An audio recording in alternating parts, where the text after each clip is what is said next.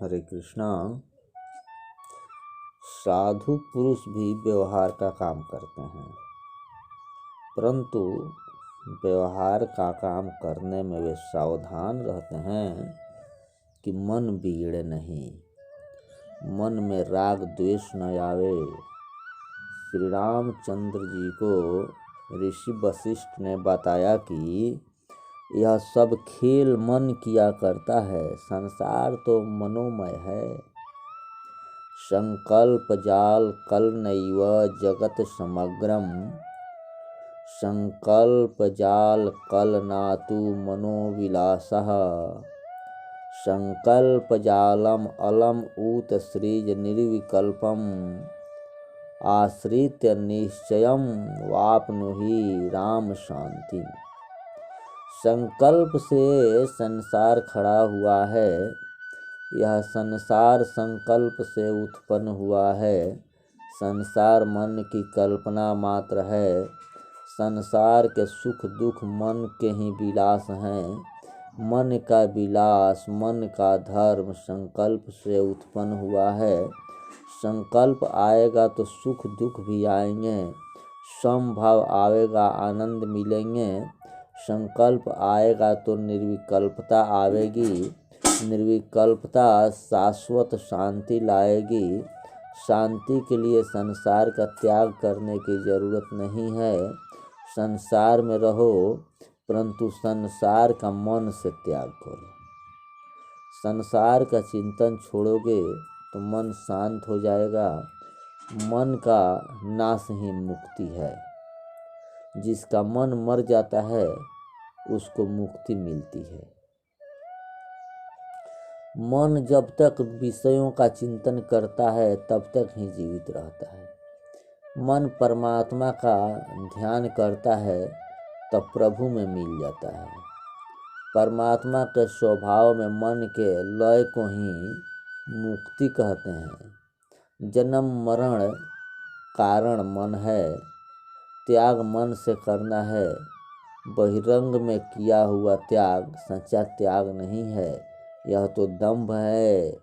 आनंद से अंदर से त्याग करो।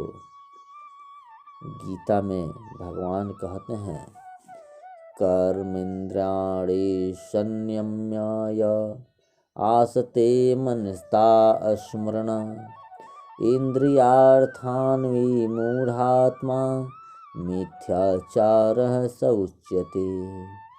यस्त्विन्द्रियाणि मनसा नियम्यारभते अर्जुन, कर्मण्यः कर्मयोगं सक्तः स विशिष्यते। बाहर से त्याग करें और मन से विषयों का चिंतन करें तो यह ढोंग कहलाता है। इस त्याग का बाहर से कोई अर्थ नहीं। विषय इंद्रियों को जो काबू में रखे, मन से जो विषयों का त्याग करे और बिना आसक्ति के व्यवहार कार्य करे, उसका त्याग सच्चा है। भगवत इच्छा से, प्रारब्ध से जो व्यवहार कार्य प्राप्त हुआ है, वह भगवत इच्छा को मान देकर परमात्मा का अनुसंधान रखकर करना चाहिए। मन को सावधान रखकर करना चाहिए। मनुष्य शरीर की रक्षा करता है, धन की रक्षा करता है, परंतु मन की रक्षा नहीं करता। जो मन की रक्षा करता है वह महान बनता है। अन्य सब कुछ बिगड़े तो भले बिगड़े, परंतु तुम्हारा मन न बिगड़े, इसका खास ध्यान रखना चाहिए। संसार में रहने से मन नहीं बिगड़ता, संसार का ध्यान करने से मन बिगड़ता है। संसार का ध्यान न किया जाए तो मन नहीं बिगड़ेगा। संसार का ध्यान छूटे और परमात्मा का सतत अनुसंधान रहे तो संसार सुखमय बने और जहाँ रहोगे वहीं शांति बनी रहेगी। नहीं तो वन में जाने पर भी संसार का साथ रहेगा। घर बाधक होता नहीं, घर की आसक्ति बाधक नहीं होती। संसार दुख देता है, संसार की आसक्ति दुख देती है। प्रारब्ध से जो प्राप्त हुआ है वह प्रभु की प्रसाद मानकर अनासक्ति पूर्वक भोगा जाए तो उसमें बाधा नहीं है। तुम किसका त्याग करना चाहते हो? महात्मा पुरुष तो आसक्ति का त्याग करते हैं। संपूर्ण जगत परमात्मा का स्वरूप है। जिसका मन शांत है वह जहाँ जाए उसे वहीं शांति मिलती है। जो अशांत है वह मंदिर में जाए, बंगले में रहे अथवा वन में रहे तो भी उसे शांति नहीं मिलती। मन ईश्वर से दूर जाता है तभी अशांत होता है। कितने ही लोग शांति प्राप्त करने के लिए, परमात्मा को प्राप्त करने के लिए संसार का त्याग करते हैं, साधु वेश धारण करते हैं, माथा मुड़वाते हैं, परंतु संसार उनके मन में से जाता नहीं है।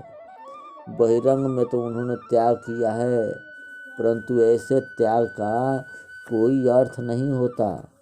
ऐसे त्याग का कोई अर्थ नहीं होता। ये त्याग तो सिर्फ दिखावा के लिए होता है। अरे मुंडन करवा लेने से ही यदि त्याग का फल मिल जाता, शांति मिलती हो, परमात्मा मिलते हों, तो कबीर जी ने कहने के अनुसार भेड़ तो अनेक बार मुंडन कराती है फिर भी बैकुंठ क्यों नहीं जाती। मूड़ मुड़ाए हरि मिले, सब कोई लेई मुड़ाए, बार बार के मूड़ते, भेड़ न बैकुंठे जाए। सच्चे वैराग के बिना ईश्वर का ज्ञान नहीं होता, ब्रह्म ज्ञान नहीं आता, ज्ञानी नहीं होता, जन्म मरण के चक्कर से नहीं छूटता। कुशला ब्रह्मवार्त्याम वृत्तिहीना सुरागिणः, तेप्य ज्ञातज्ञानूनम पुनरायान्ति यान्ति च। ब्रह्मज्ञान की बात करें परंतु पैसे और प्रतिष्ठा के साथ साथ प्रेम करे तो यह खारा ज्ञान नहीं है। सच्चा ज्ञानी वह है जो ईश्वर के साथ प्रेम करता है। वशिष्ठ गुरु जी ने पीछे राम जी का ज्ञान को 7 भूमिकाएं समझाई है। पहला भूमिका को शुभेच्छा कहते हैं। आत्म कल्याण के लिए श्रोत्रिय और ब्रह्मनिष्ठ गुरु की शरण में जाकर शास्त्रों का अध्ययन करके उनके उपदेशों के अनुसार आत्मनिर्भर करने की उत्कंठा, आत्म साक्षात्कार करने के लिए जो उत्कट इच्छा हो उसे शुभेच्छा कहते हैं। दूसरी भूमिका का नाम है सुविचारणा।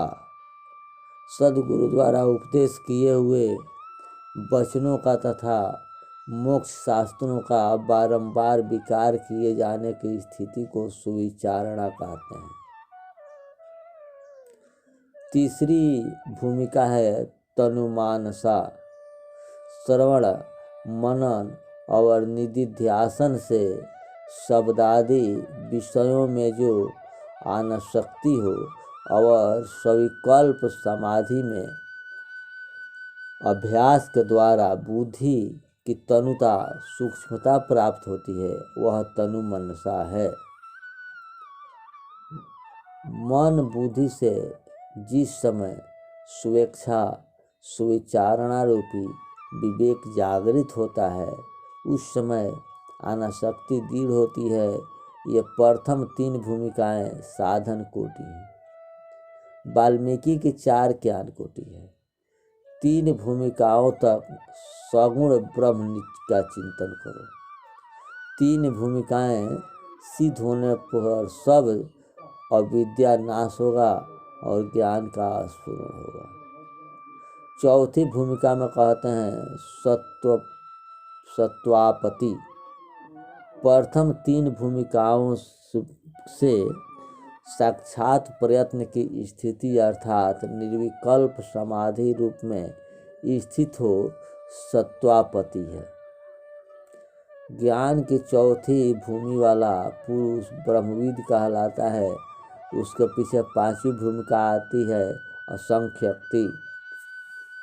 चित्त विषयक परमानंदवर नित्य उपरोक्त ब्रह्मांड भावना का साक्षात्कार आसक्ति है। इसमें अविद्या तथा उसके कार्यों का संबंध नहीं, इसलिए उसका नाम असन शक्ति है। ज्ञान की इस पांचवी भूमिका तक पहुँचने पर जड़ और चेतन की ग्रंथि छूट जाती है और आत्मा का अनुभव होता है। आत्मा शरीर से पृथक है, यह ज्ञान स्थिर हो जाता है। पदार्थ भाव छठी भूमिका है। पदार्थों की दृढ़ अपतिति हो उसे पदार्थ भाव यानी पदार्थ का अभाव की अवस्था कहते हैं। इसमें देहाभ्यास छूट जाता है। संसार की अत्यंत विस्मृति की इस अवस्था में रहने वाला पुरुष दूसरों के अत्यंत प्रयत्न करने पर देह भान से जाता है। इस भूमिकाओं में उत्तरोत्तर देह का भूलना आता है और अंत में उन्मत्त अवस्था प्राप्त होती है। सातवीं और अंतिम भूमिका है तुरीयगा, जागृत, स्वप्न और सुषुप्ति। इन तीन अवस्था से परे ऐसी जो अवस्था है उसे तुरीयगा कहते हैं। इस अवस्था में मिलने स्थित रहने वाला पुरुष ब्रह्म को आत्म स्वरूप में अखंड जानता है, अनुभव करता है। हवा में रखा गया घड़ा जिस प्रकार अंदर और बाहर खाली है और समुद्र में डूबा हुआ घड़ा जिस प्रकार अंदर और बाहर सर्वत्र जल से ही परिपूर्ण है, उसी प्रकार सातवीं अवस्था प्राप्त करने वाला पुरुष अंदर बाहर जैसा खाली है वैसा ही भरा है। संसार इसके लिए शून्य हो जाता है और वह स्वयं में परिपूर्ण में ब्रह्म में परिपूर्ण ब्रह्म ही बन जाता है। वशिष्ठ जी रामचंद्र जी से कहते हैं कि आप तो परमात्मा हो, यहाँ तो आप लीला करने के लिए पधारे हो, आप सब कुछ जानते हो, यही तो आप मुझे मान दे रहे हैं, आप जगत के कल्याण करने के लिए पधारे हैं। यह बिगड़ा हुआ मन परमात्मा के नाम के साथ प्रीति करे तभी सुधरता है। जब परमात्मा के नाम के साथ प्रीति नहीं करेगा तो नहीं सुधरेगा। मन को उल्टा करने से नम होता है। जो कुछ दिखाई देता है सब परमात्मा का ही स्वरूप है। ऐसा स्वभाव रहकर सबको मन से नमो और परमात्मा के किसी भी नाम के साथ प्रीति करो। नम और नाम इन दो साधनों से ही मन सुधरता है। वशिष्ठ जी ने रघुनाथ जी को ज्ञान वैराग का उपदेश किया। राम जी के गुरु जी कौन बन सकते हैं? राम जी परमात्मा है, स्वयं जगत गुरु हैं, उनको कौन उपदेश दे सकता है? परंतु राम जी ने लीला की है, वशिष्ठ ऋषि को मान दिया है और जगत का बोध किया है। रामायण में लिखा है कि श्री राम सबके गुरु हैं। गुरु और सदगुरु में अंतर है। शब्द द्वारा ज्ञान का उपदेश जो करता है वह गुरु है और आचरण के द्वारा किया जो ज्ञान का उपदेश करता है वह सदगुरु है। श्री रामचंद्र जी बहुत कम बोलते हैं, एक वचनी हैं। राम जी बहुत व्याख्यान नहीं करते, बहुत बोलना राम जी को अच्छा नहीं लगता। राम जी का उपदेश शब्दात्मक नहीं क्रियात्मक है, शब्द से नहीं करके दिखाते हैं। राम जी प्रत्येक क्रिया ज्ञान भक्ति से परिपूर्ण है। राम जी का चलने में भी ज्ञान है। राम जी के जगत में विचरते हैं, जगत को देखते हैं, जगत के साथ व्यवहार करते हैं। इनका समस्त व्यवहार ज्ञान और भक्ति से भरा है। वे ऐसा मानते हैं कि भक्ति निरंतर की जाने योग्य है।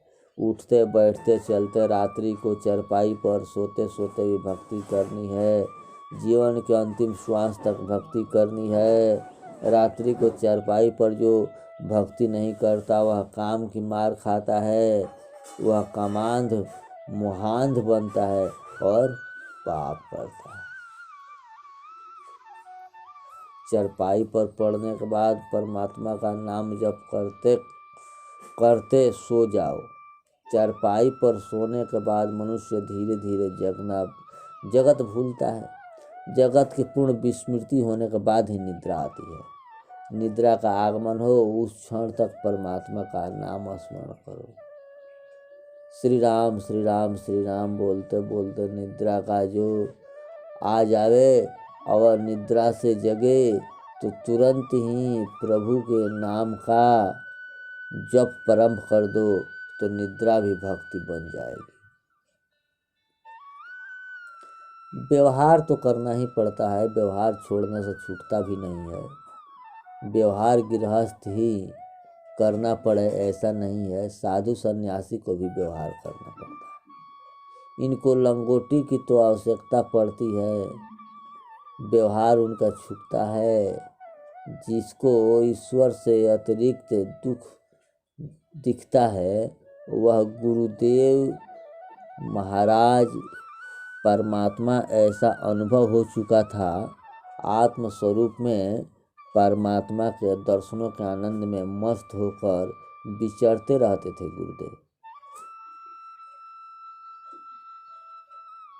पिता को यह कह दिया कि तुम मेरे पिता नहीं और मैं तुम्हारा पुत्र नहीं, जय श्री कृष्ण जा रहा हूँ। पिता पुत्र का संबंध खोटा होता है, जीव ईश्वर का संबंध सच्चा है। जो परमात्मा का स्वरूप का सतत अनुभव करता है उसी का व्यवहार छूट सकता है। जब तक मुट्ठी भर चने की भी आवश्यकता है, तब तक वस्त्र की आवश्यकता है, तब तक व्यवहार पीछे पीछे ही है, ऐसा समझना। व्यवहार करो, व्यवहार छोड़ना नहीं। यदि मैं तुमसे व्यवहार छोड़ने कहूँ तो तुम वहाँ कहाँ छोड़ने वाले हो? व्यवहार कहाँ छूटता है? व्यवहार तो सभी को करना पड़ता है। जब तक किंचित भी अपेक्षा है तब तक व्यवहार नहीं छूटता, उसे छोड़ने की आवश्यकता भी नहीं। यहाँ गुरुदेव सुखदेव जी महाराज को कहा गया है, जब तक शरीर है तब तक मुट्ठी भर दानों की आवश्यकता रहेगी ही, तब तक व्यवहार धंधा भी करना पड़ेगा ही। इसलिए व्यवहार अवश्य करो, परंतु इसमें विवेक रखो। विवेक रखो किसमें? तो श्री राम में, ईश्वर में मन रखकर व्यवहार करो। पनिहारिन पानी के घड़े भरकर जब मार्ग चलती है उस समय एक दूसरे के साथ वार्तालाप करती है, परंतु बातचीत में भी उनका ध्यान निरंतर माथे के घड़े पर ही होता है। इसी प्रकार संसार का व्यवहार ईश्वर का समस्त स्मरण रखकर करो।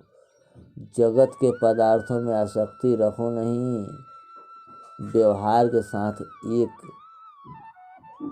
बनो नहीं। व्यवहार करना पाप नहीं है, परंतु व्यवहार में भगवान को भूल जाना पाप है। व्यवहार करते करते परमार्थ को याद रखो, लक्ष्य को नहीं भूलो। लक्ष्य है परमात्मा के चरणों में पहुंचना, परंतु इस जगत में कोई केवल स्त्री के लिए जीता है, कोई केवल धन के लिए जीता है, कोई पुत्रों के लिए जीता है, परमात्मा के लिए कोई नहीं जीता। मानव लक्ष्य भूलना है।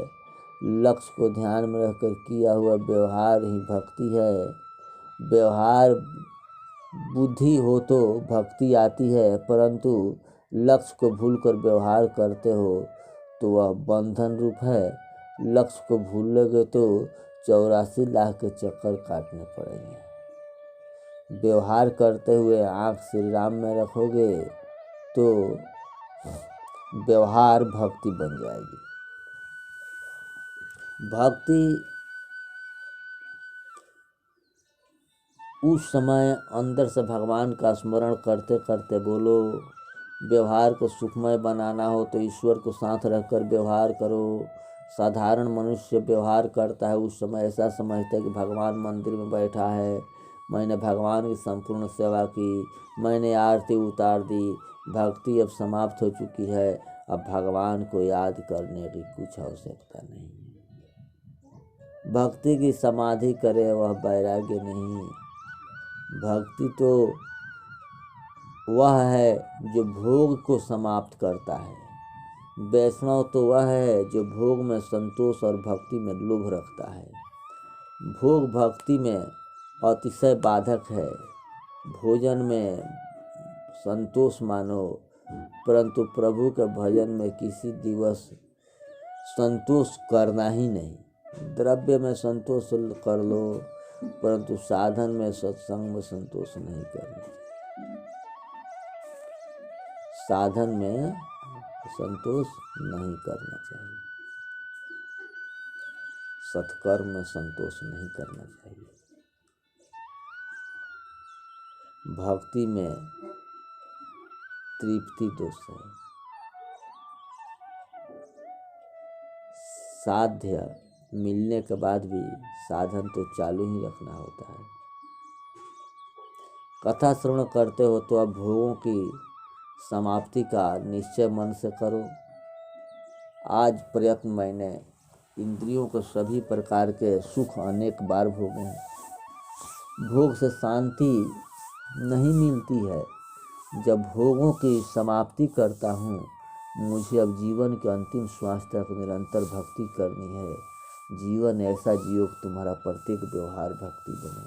परमात्मा को साथ रखकर व्यवहार करो। निद्रा तक आचार्य गणों के समाधि में समान गिरा है। भगवान श्री शंकराचार्य स्वामी ने कहा है, आत्मा त्वं गिरिजामति सहचरा प्राणः शरीरम गृह पूजाते विविधोपभोग रचना निद्रा समाधि स्थिति संचारस्तु पदो प्रदक्षिण विधि अस्तोत्राणि सर्वा गिरा यद्यत्य कर्म करोमि तत्दखिलम शंभो त्वराधनम। आत्मा ईश्वर है। संत जन बुद्धि का ईश्वर के साथ प्रणय करते हैं। संतों के प्राण परमात्मा के सेवक हैं। शरीर प्रभु का मंदिर है। निद्रा समाधि है। संत जन चलते हैं, वहीं प्रभु का परिक्रमा है। उनका ऐसा भाव होता है कि ठाकुर जी अपनी दाहिनी बाजू में विराजे हैं। भगवान का दर्शन करते करते मैं परिक्रमा कर रहा हूँ। संत बोलते हैं तब भी परमात्मा का अनुसंधान रखकर बोलते हैं। इसलिए उनका बोलना नहीं, अभी तो प्रभु की प्रशंसा है। उनका प्रत्येक कथन लक्ष्य परमात्मा की स्तुति है। परमात्मा के साथ चारपाई पर सो जाते हैं। परमात्मा का संग जो सो जाता है उसको कितना आनंद आता होगा, थोड़ा ध्यान देने की बात है। जो ईश्वर के साथ प्रेम करता है, उनका समस्त कर्म का पूजा रूप है। उसका समस्त व्यवहार ही भक्ति है। उसका समस्त व्यवहार ही भक्ति है। जो भी परमात्मा के साथ संबंध करेगा, परमात्मा के साथ भोजन करेगा, परमात्मा के साथ सोएगा, परमात्मा के साथ अपना हर कार्य क्रियाकलाप करेगा, उसका हर काम हर क्षण ही भक्ति है। हर श्वास श्वास में भक्ति है। यही गुरु वशिष्ठ जी प्रभु श्री राम को उपदेश दिए। हरे कृष्णा।